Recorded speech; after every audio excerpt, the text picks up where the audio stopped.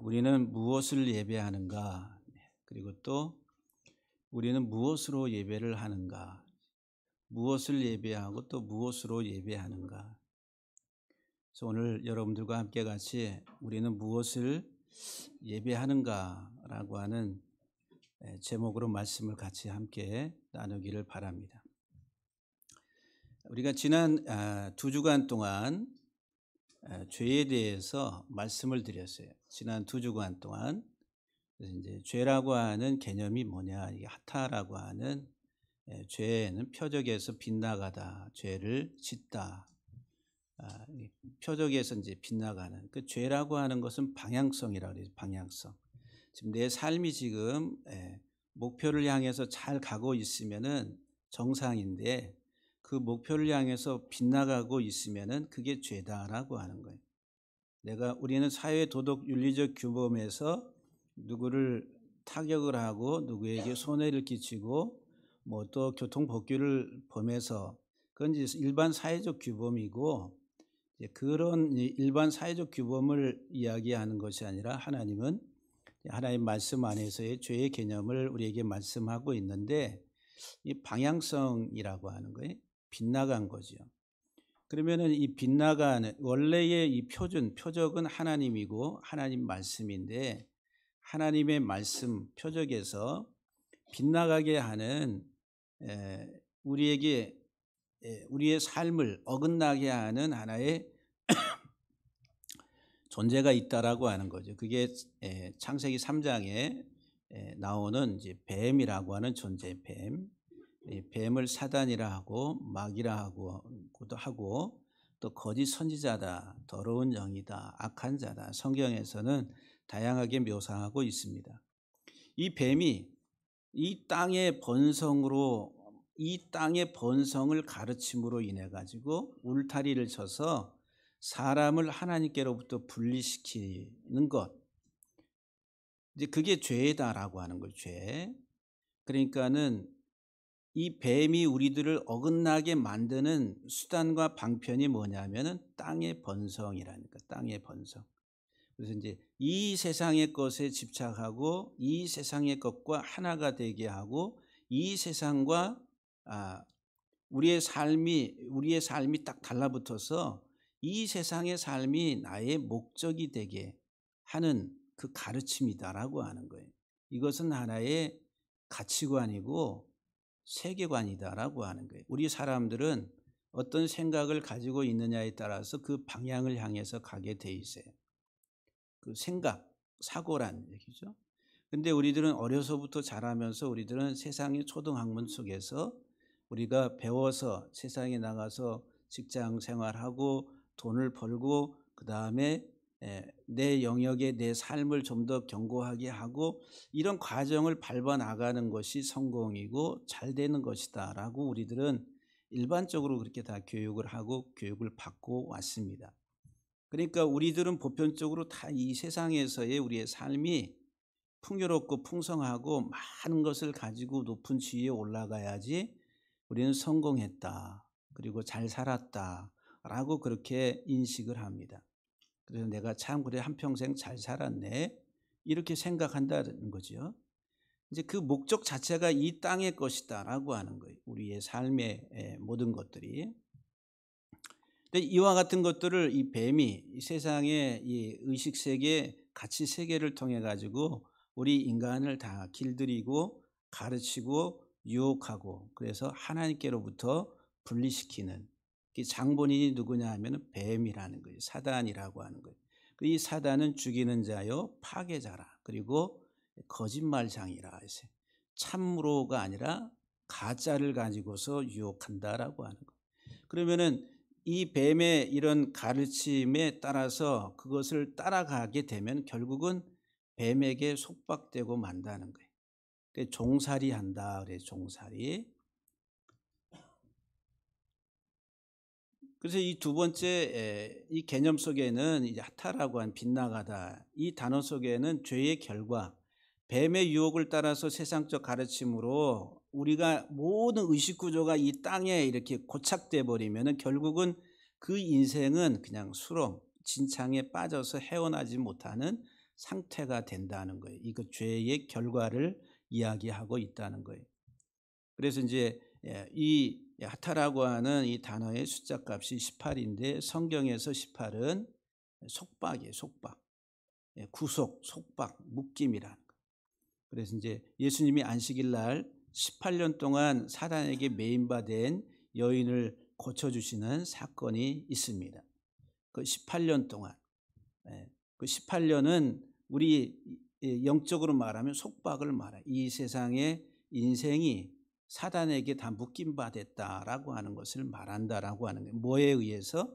그 사단의 가르침에 의해서 세상의 가치, 세상의 세계관 이런 것들로 인해서 우리 의식구조가 이렇게 살아야 돼 해가지고 그것으로만 나가는, 그것이 우리 인생의 목표가 돼서 살아가는, 그것이 바르고 빗나갔다라고 하는 거예요. 그 결과는 속박이라는, 속박. 그 죄의 결과가 속박, 묶임이다. 이거는 절망적인 수렁. 이제 기독교라고 하는 종교성 안에서 우리를 절망으로 몰아가는 게 뭐냐면 율법주의적인 가르침, 기복주의적인 가르침, 율법 폐기주의라 해서 이제는 구약의 이런 말씀은 우리에게 별로 필요가 없어 해가지고 말씀을 빼버리는, 그러니까 이 말씀을 더하고 빼는 이런 신앙, 자기 입맛에 맞춰서 하나님의 말씀을 적용하는 이런 것들도 아주 위험하다라고 하는 거예요. 그래서 이제 이 하타라고 하는 개념에 대해서 이 죄의 결과가 우리는 속박, 가두게 된다라고 하는 것까지 말씀을 드렸습니다. 그러면서 이제 지난주에는 그 부자 청년 관원 이야기를 다뤘었습니다. 그 다음에 이제 이 세 번째 이제 하타라고 하는 죄를 짓다라고 하는 단어, 이 하타가 속죄죄를 드리다 정결케 하다라고 하는 이 의미가 있습니다. 사전에 보면은 사전에 표적에서 빗나가다, 죄를 짓다, 죄를 범하다, 속죄죄를 드리다 정결하게 하다. 똑같은 단어인데 아니 어디에서는 죄를 짓다라고 하고 어느 문맥에서는 속죄죄를 드린다, 정결케 하다 이렇게 번역을 해요. 예? 여러분들이 이해가 잘 안 되시죠? 근데 이제 성경의 이제 히브리 언어는 한 단어 속에 몇 가지의 개념을, 그 뜻을 내포하고 있는 것들이 상당히 많습니다. 이 하타가 이 죄를 범하다가 이제 이 속죄죄를 드리다 정결케 하다라고 하는 이 개념인데, 이것은 이제 뒤에 있는 타 할 때 이 투라고 하는 게 휩쓸어 버린다, 더러움을 다 쓸어 버린다, 청소하다. 그리고 속죄죄를 드리는 것은 뭐예요? 죄를 다 쓸어 버리는. 그러니까 죄라고 하는 것은 다 쓸어 버려야 될 것이다라고 하는 거예요. 죄는 우리가 가지고 있어야 돼요? 아니면 쓸어 버려야 돼요? 다 쓸어 버려야 된다는 거예요. 그럼 죄가 뭐라고 그랬어요?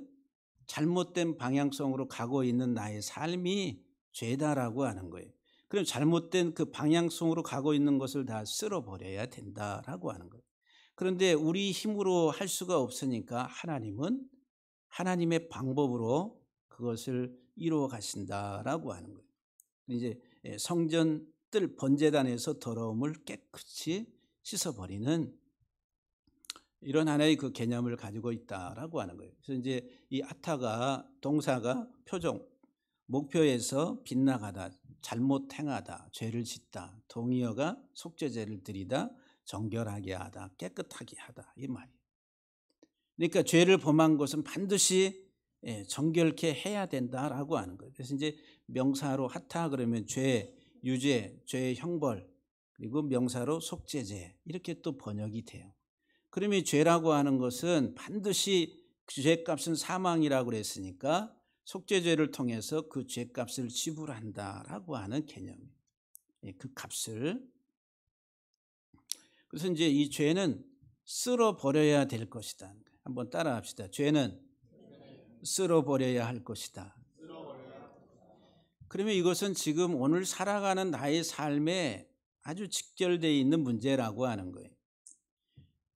오늘 우리들의 신앙의 삶 속에 대다수의 사람들이 이 죄가 뭔지, 주님이 우리를 위해서 오셔서 우리를 죄로부터 구원하시려고 하시는데 그러면 그 죄로부터 나를 현재적 삶에서 구원하시는 그 구원의 은총을 받고 살아가는 나의 삶이 무엇인지 이런 고민은 안 하고 종교성 안에서 신앙생활을 하려고 그래요. 그냥 하나님 믿으면 만사형통. 하나님만 믿으면 모든 것이 다 오케이. 하나님만 믿으면 하나님이 다 잘해 주실 거야. 라고 하는 이 종교성 안에서 살아가는 것. 그것은 생명이 아니다라고 하는 것. 생명. 우리가 하나님 앞에 나오는 또 하나님 안에서의 삶을 살아가는 삶. 그래서 오늘 우리들은 무엇을 예배하는가 지금 여러분들에게 제목을 그렇게 드렸어요. 우리는 무엇을 예배하는가? 우리는 이 죄성을 가지고 살아가는 우리의 삶은 나의 탐욕, 욕심을 우리들은 예배합니다. 예배한다 이 말은 사랑한다는 거예요. 추구한다는 거예요. 그것을 원한다는 거예요. 그러니까 우리가 죄성을 모르고서 우리들이 하나님 앞에 나와서 우리들은 여전히 삐뚤어진 방향성 안에서 하나님을 구하고 찾을 때에는 그게 하나님의 이름을 망령되이 일컫는 행위가 된다라고 하는 거예요. 무서운 거 이 10계명의 세 번째 계명에 해당하는. 근데 반드시 죄는 다 쓸어버려야 돼요. 이 세상을 향하는 이 세상적 가치관 속에서 내 인생의 목적과 내 인생의 삶의 최고 가치가 세상에 있다라고 한다면은 그것을 쓸어버려야 된다. 여러분들 그게 쉬운 일이겠어요? 쉬운 일이 아니다라고 하는 거예요. 시편 50편 7절에 보면은 우슬초로 나를 정결하게 하소서. 여기 정결하게 하소서 이 단어가 하타라고 하는 거예요. 죄를 범하다라고 하는 그 동사가 여기에서는 우슬초로 나의 죄를 깨끗하게 씻어주소서 이렇게 지금 기도하고 있다는 거예요. 내가 정하리이다. 나의 죄를 씻어주소서. 내가 눈보다 희리이다. 지금 이 자기 안에 있는 죄성을 보고 그 죄를 정결하게 하나님 앞에 씻어달라고 기도하고 있다라고 하는 거예요. 시편 103편 12절에 동이 서에서 먼 것 같이 우리의 죄과를 우리에게서 멀리 옮기셨으며, 그래서 하나님은 우리 죄를 동이 서에서 먼 것처럼 정반대잖아요. 우리의 죄과를, 이 죄과라고 하는 말은 페샤라고 하는 반역, 거역이라는 거예요. 이 단어는 하나님의 언약을 깨트리는 것을 말해요. 하나님과의 생명의 언약을 깨트리는 것. 그거를 페샤라고 해요. 거역, 반역의 죄를 말한다는 거예요. 하나님 말씀을 떠나서 살아가는 삶에 대해서 우리의 그 반역, 거역을 우리에게서 멀리 옮기소서. 이사야 43장 25절에 보면은 곧 나는 여호와 하나님, 나를 위하여, 하나님을 위해서 네 허물을 도말하는 자라 그랬어요. 하나님은 하나님을 위해서 우리의 죄를, 우리 이 허물이란 말이 위에 있는 죄과라고 하는 거예요. 허물, 반역, 패역, 거역이라고 하는 내 허물을 도말하는 자라 그랬어요. 말갛게 씻는 자라 했어요. 내 죄를 기억하지 아니하리라 그랬어요. 하나님은 우리의 죄를 동이 서에서 먼 것처럼 옮기고 또 우리의 허물을 깨끗하게 정결하게 하시는 분이다 그랬어요. 근데 이 정결케 하는 그 방법이 내게 있지 아니하고 하나님에게 있다는 거예요. 그 대속이라는 게 대신 값을 지불한다 이런 말이거든요.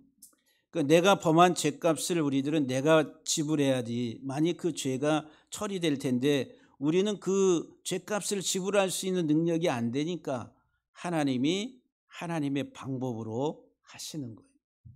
예를 들어서 우리가 쉽게 죄 삭은 사망이라고 그래요. 하나님 보시기에 하나님의 기준에서 하나님 관점에서 이 세상의 모든 사람들은 죄로 죽었다라고 그래요. 그러면은 우리가 죽은 내가 그 죄의 값을 어떻게 지불할 수가 있어요? 지불할 수가 없는 거예요. 우리가 이제 쉽게 사회적인 규범을 통해서 사형 선고를 받고 감옥에 가 있는 사람에게 네가 네 생명 내놓고 풀려 나와라. 죗값을 지불하고 나와라라고 하면은 그게 있을 수가 없다라고 하는, 그런 것이 가능하지 않다라고 하는 거죠. 이미 자기들은 본인은 사형 선고를 받고 있는 자이기 때문에 그 자기 생명을 가지고 값을 지불할 수 있는 게 못 된다는 거예요. 그래서 이제 죄인을 위해서는 죄 없는 자가 값을 지불해야지, 죄 있는 자가 죄인을 위해서 값을 지불할 수 없다라고 하는 거예요. 그러니까 여러분들을 구원하기 위해서 내가 죽겠습니다. 여기 제가 내 이 목숨이 여러분들을 위한 하나의 희생의 대가가 되냐면 될 수 없다는 거예요. 다 똑같이 죽음의 상태에 죽어 마땅한 존재들이기 때문에. 그러니까 죄 없는 자만이 우리의 죄를 담당할 수 있다는 그게 하나님의 아들이다라고 하는 거예요. 이사야 53장 6절에 우리는 다 양 같아서, 우리가 이제 이 구절을 우리는 다 양 같다, 그릇 행하여 각기 제 길로 갔다 그랬어요. 양은 방향 감각이 없습니다. 1m 반경 그 이상을 바라볼 수가 없어요. 이게 눈이 어둡고 볼 수가 없어요. 그러니까 조금만 돌아서다가 낭떠러지시면 떨어지고 굴러 떨어지고 하는 게 양들이라 방향 감각이 없다는 거예요. 그리고 우리는 다 양 같다, 방향 감각이 없이 각기 다 제 길로 삐뚤어지게 죄로 인해서 그렇게 왔다라고 하는 거예요. 여호와께서는 우리 모두의 죄악을 그에게 담당시키셨도다라고 이사야 53장에서 예언을 하고 있습니다. 마태복음 1장 21절에서 예수님이 오심에 대해서 그가 자기 백성을 그들의 죄에서 구원할 자라 그랬어요.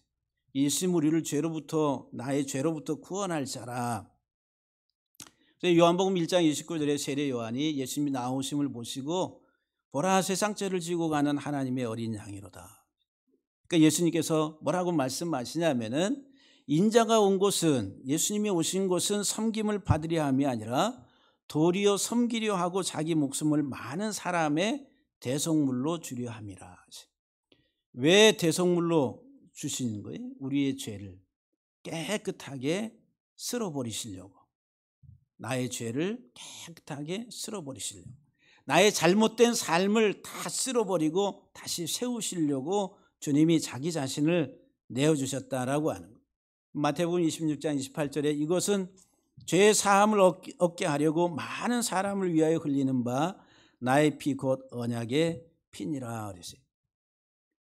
디도서 2장 14절에서 그가 우리를 대신하여 자신을 주심은 모든 불법에서 우리를 속량하시고 우리를 깨끗하게 하심이라. 예수 그리스도께서 우리를 위해서 자신을 내어주심은 모든 불법으로부터, 이 불법이 법이 없다는 거예요. 법 없이 살아가는 사람들, 법을 무시하고 살아가는 사람들, 하나님의 말씀을 무시하고 살아온 인생, 우리의 삶의 표준인 하나님의 말씀에서 어긋나 가지고 살아온 그 인생들이다라고 하는 거예요. 그 죄인들을 위해서 하나님은 예수 그리스도를 이 세상에 보내시고 그 잘못된 삶을 다 쓸어버리시고 다시 세우시려고 오셨다라고 하는 거예요. 히브리서 9장 14절 말씀에 영원하신 성령으로 말미암아 흠없는 자기를 하나님께 드린 그리스도의 피가 어찌 너희 양심을 죽은 행실에서 깨끗하게 하고 살아계신 하나님을 섬기게 하지 못하게 했느냐 그랬어요. 예수 그리스도의 피만이 나의 삶을 정결하게 정화시킬 수가 있습니다. 우리의 삶의 행실, 어떤 행실? 죽은 행실, 죄로 죽은 우리의 행실을 다시 쓸어버리시고 다시 우리를 살아있는 하나님을 섬기는 살아있는 존재로 하나님이 예수 그리스도를 통해서 우리들을 세우시려고 하셨다라고 하는 거예요. 이사야 1장 18절에 여호와께서 말씀하시되 보라 우리가 서로 변론하자. 너희 죄가 주홍 같을지라도 눈과 같이 희어질 것이요 진홍같이 붉을지라도 양털같이 희게 되리라. 우리의 죄가 주홍같이 붉을지라도 진홍같이 붉을지라도 눈과 같이 양털처럼 희게 하시겠다라고 오라고 말씀하시는 거예요. 그러니까는 이 아타라고 하는 이 단어 자체가 이제 죄를 다 쓸어버리는 속죄제를 드리다라고 하는 개념을 가지고 있다라고 하는 거예요. 네 번째, 이 속죄제의 결과가 뭐냐 하면은 이 하타라고 하는 단어 속에 후투라고 하는 키워드가 있어요. 이 말은 수리하고 꿰매다, 결합하다 이 말이에요. 그러니까 삐뚤어지고 왜곡되고 망가진 우리의 인생을, 우리의 죄를 다 쓸어버리시고 그리고 우리를 강하게 꿰매고 수리하는 것, 이게 속죄제를 드리는 것이고 속죄제의 결과라고 하는 거예요. 예수님이 우리를 위해서 죽으심으로 인해서 우리들은 이제 치유가 되고 고침이 되고 그리고 다시 살아남의 은혜를 잊게 됐다라고 하는 거예요. 죄로 병든 인간이 예수 그리스도의 보혈로 치료되고 새롭게 수리되어 그리스도와 결합되는 것이 하타라고 하는 속죄제를 드리다라고 하는 단어. 하나님만이 우리를 고치실 수가 있습니다. 하나님만이 나를 고치실 수가 있습니다. 내가 고칠 수 있는 게 아니에요. 하나님만이 나를 고칠 수가 있어요. 여기 이 고침을 받는 것, 이건 내 삶을 고치는 거예요. 우리들은 이 하나님이 나를 구원하셨어요 라고 하는 것을 우리는 죽어서 천국 가는 거로만 이 종교성 안에서 생각을 해. 현재 나의 삶의 구원자, 그 하나님은 우리들은 바라보려고 하지 않아요. 바라보게 하지도 않아요. 네, 사람들이 싫어하거든. 하나님만이 나를 고치실 수가 있습니다. 내 의식구조 다 주님 만나야지 온전하게 새롭게 수리되고 고쳐질 수가 있다라고 하는 거예요. 호세아서 6장 1절에 오라 우리가 여호와께로 돌아가자. 여호와께서 우리를 찢으셨으나 도로 낫게 하실 것이요 우리를 치셨으나 싸매어 주실 것이라. 이사야 53장 6절에도 그리스도가 찔림은 우리의 허물 때문이요 그가 상함은 우리의 죄악 때문이라. 그가 징계를 받음으로 우리는 평화를 누리고 그가 채찍에 맞음으로 우리는 나음을 입었도다. 우리들은 고백 속에 오늘 나의 삶 속에 내가 왜곡되고 찌그러지고 잘못된 빗나간 어긋난 나의 삶이 예수 그리스도 안에서 새로운 가치 속에 생명의 삶에 이 디뎌가는 이 삶을 고백하면서 우리는 세상으로부터 자유로운, 이 땅의 소유로부터 자유로운, 많고 조금의 문제가 아니라 내 존재의 생명의 가치를 바르게 아는 것, 그게 주님이 오셔서 우리에게 하시는 일이다라고 하는 것. 온통 종교성 안에서의 신앙의 삶이라고 하는 것은 여전히 우리들은 세속적 가치, 그 방향성 속에서 살아가면서 그것을 채워달라고 하는 부르짖음, 아우성이다라고 하는 것. 그것을 영적으로 말하면은 미혹됐다 그래. 한 개인이 미혹되고 교회가 미혹되고 종교가 미혹되고 미혹됐다라고 말합니다. 로마서 5장 20절에 그러나 죄가 더한 곳에 은혜가 더욱 넘쳤다 그래. 이게 무슨 말씀이에요? 그리고 사도 바울이 이 말을 하고서 그런 은혜를 더하려고 그러면 우리가 더 이게 사람을 찌르고 죽이고 도둑질하고 나쁜 짓을 더 해야 되겠느냐? 그렇지 않다. 무슨 말이에요?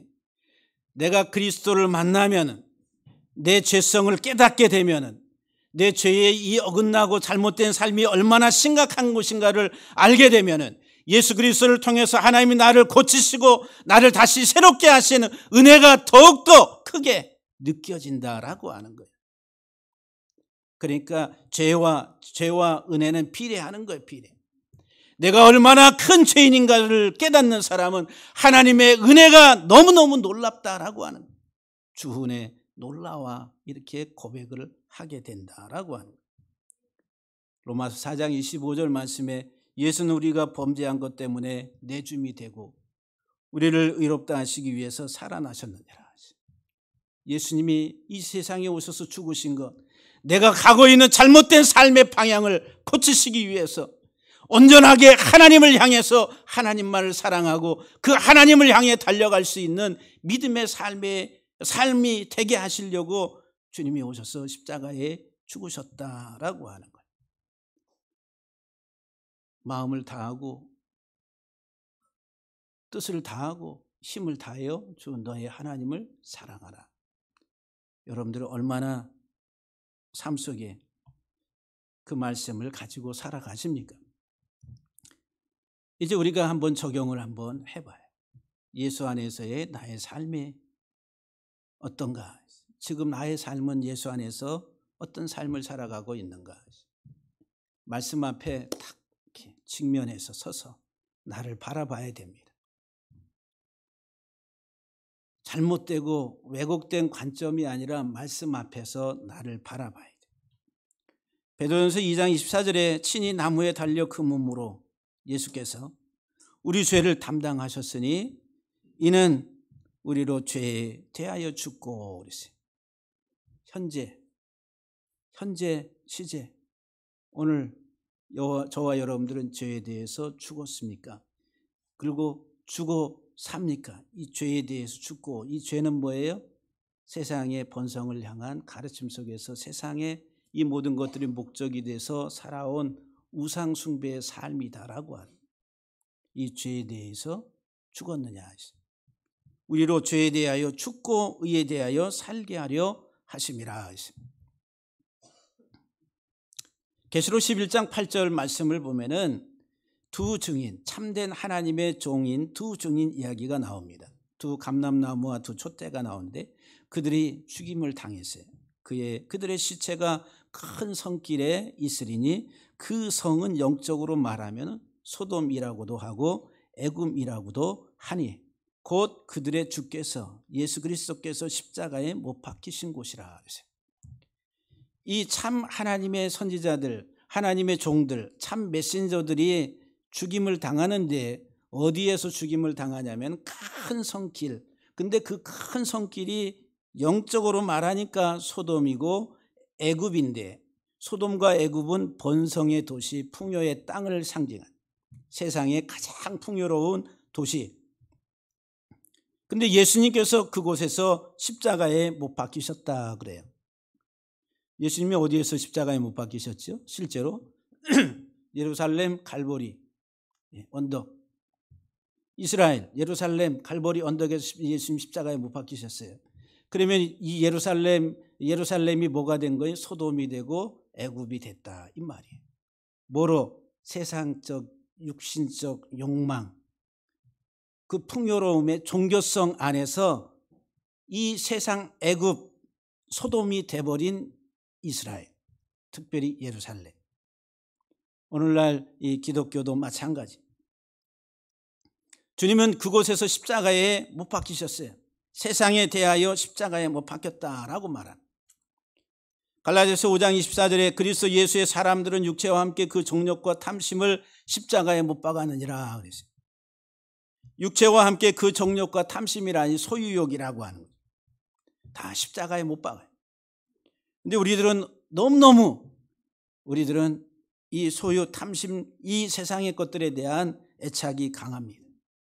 십자가에 박을 수가 없어요. 현실적인 우리의 삶의 모습 속에서. 갈라디아서 2장 20절 말씀에 내가 그리스도와 함께 십자가에 못 박혔나니 그런즉 이제는 내가 사는 것이 아니요 오직 내 안에 그리스도께서 사신 것이다 그랬어요. 내가 그리스도와 함께 십자가에 못 박혔다. 애굽의 소돔의 이 세상의 육적인 이 우리의 모든 소유에 대해서 십자가에 못 박혔다라고 말을 해요. 이제는 그것을 향해 사는 것이 아니라 내가 사는 것이 아니요 내 안에 그리스도께서 사는 것이라 하세요. 그리스도께서 사신다 그랬어요. 주님이 어디에서 죽으셨어요? 소돔 애굽에서, 세상에서, 세상의 풍요 번영의 땅에서 죽임을 당하셨다. 죽었다는 거예요. 거기에 대해서 못 박힌 거예요. 왜요? 이 땅의 사람들이 그 풍요 번성에 우상화되어 있기 때문에 그것으로부터 건져내시려고 나오라고.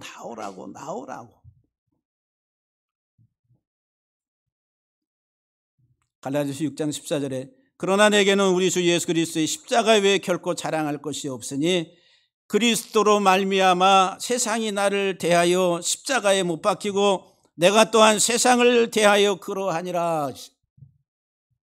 참 힘들어요. 우리가 이 말씀이 현실이 되어서 살아가는 구원의 하나님의 자녀로서의 삶을 살아간다는 것이 우리들은 내 의지로 우리의 힘으로 감당하기가 어려운 현실이다라고 하는 것. 내 힘으로 할 수 없는. 하나님의 은혜가 강물처럼 밀려와서 하나님의 생명의 삶이 무엇인지를 아는 사람만이 자유로울 수가 있다는 것. 자유로울 수가 있는 것. 이 세상에 살아가는 우리들의 삶이라고 하는 우리 모든 눈에 보이는 현상 세계에 아우성을 칩니다. 뉴스에 나오는 장면마다 다 보면은 다 그 얘기예요.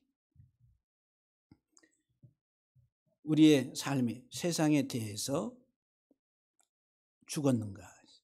그래서 오늘 본문에 그러므로 형제들아 내가 하나님의 모든 자비하심으로 너희를 권하노니 너희 몸을 지정의의 전인격을 말하는 거예요.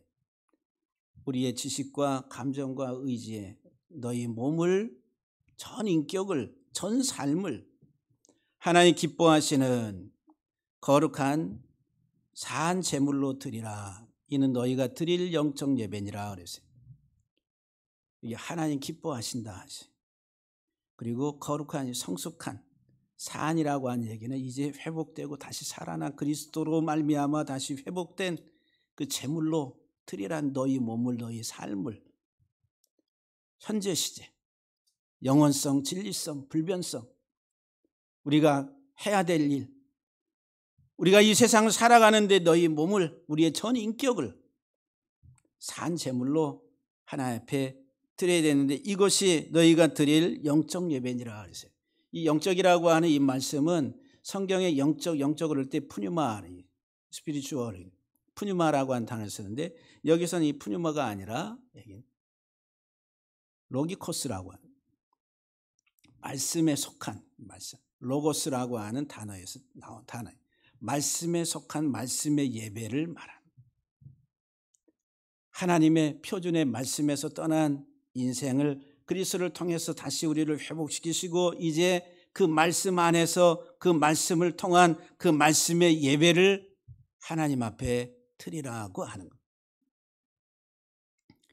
그래서 12장 2절에 너희는 이 세대를 본받지 말고 오직 마음을 새롭게 함으로 변화를 받아 선하시고 기뻐하시고 온전하신 뜻이 하나님의 온전하신 뜻이 무엇인지 분별하도록 하라. 오늘 지금 현재 여기서부터 영원히 우리들은 이런 삶을 살아가야 됩니다. 너희는 이 세대를 본받지 말라. 여기 본받다 이 말이 따른다, 모방한다, 동일시한다, 동질화시킨다, 우상화, 우상이 된다, 자기 자신이 우상이 된다 이 말이에요.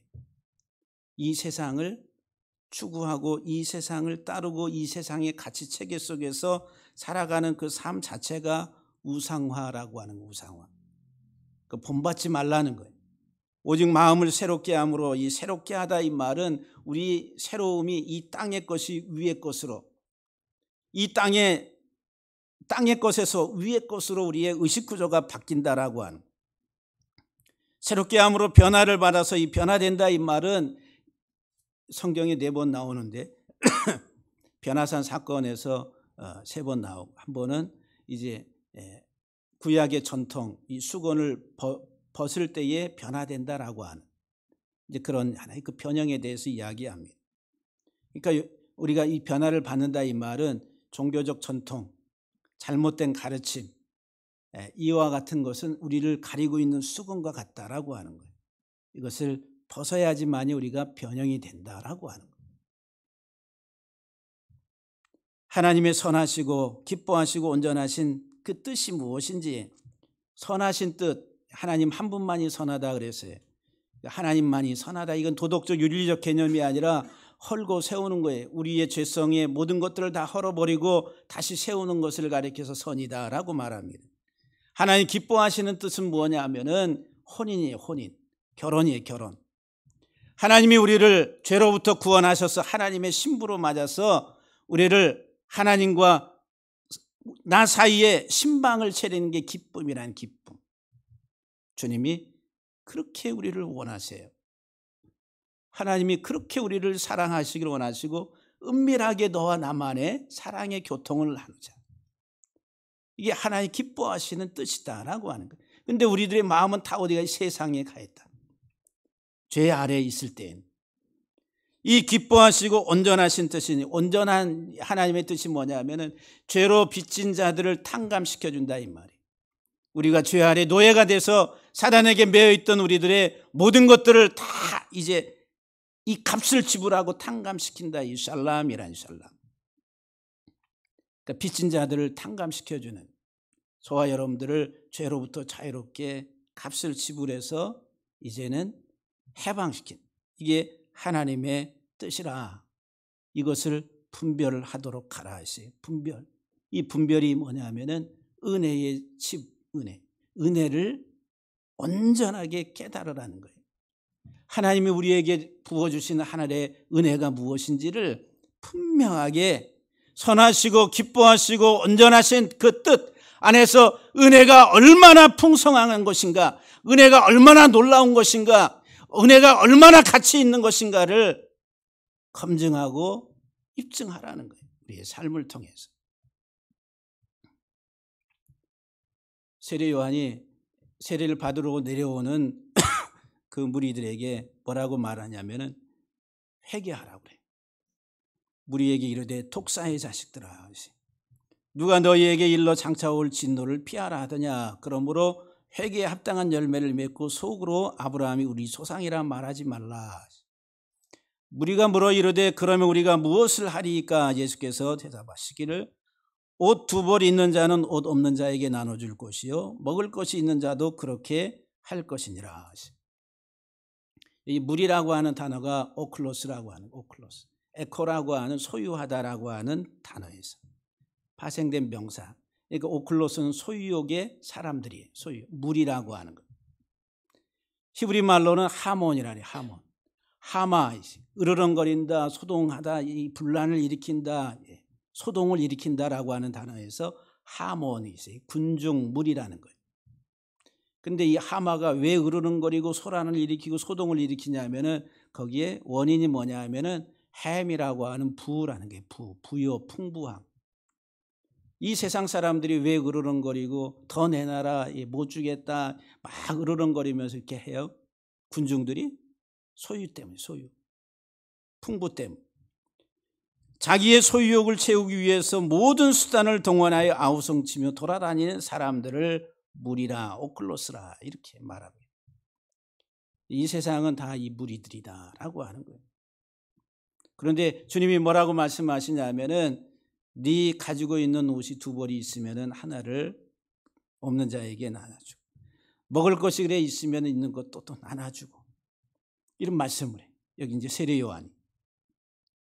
또 세리들도 와가지고 세례를 받고자 하여 와서 선생이여 우리가 무엇을 하리이까 하며 부가 된 것 외에는 거주지 말라. 당시 예수님 당시의 세리들은 면허증을 가진 도둑놈들이라. 그래 부가 된 것 외에다가 더 붙여가지고 징수를 한 면허증을 가진 도둑놈들. 그래서 이제 당시 유대인들에게 가장 원성을 두른 부류가 이 세리들이다라고 하는 거예요. 탐욕의 상징. 또 군인들이 물어 이르되 우리는 무엇을 하리이까 하며 이르되 사람에게서 강탈하지 말며 거짓으로 고발하지 말고 받는 금료를 족한 줄로 알라. 이 군인들은 아마 이제 경찰 정도에 해당하는 사람들. 그러니까 이 사람들도 완장을 찬 거예요. 뭔가 사법적인 그리고 어떤 정부로부터의 힘을 위탁받은 사람이라. 근데 그 힘을 가지고 사람에게서 강탈하고 거짓으로 고발하고 빼앗는다. 이 힘을 가지고. 그렇게 하지 말라는 것이죠. 회개하라는 거예요. 그래서 회개하라라고 하는 이 단어가 신약에서 22번 나오는데 22라고 하는 숫자는 빛, 말씀을 상징합니다.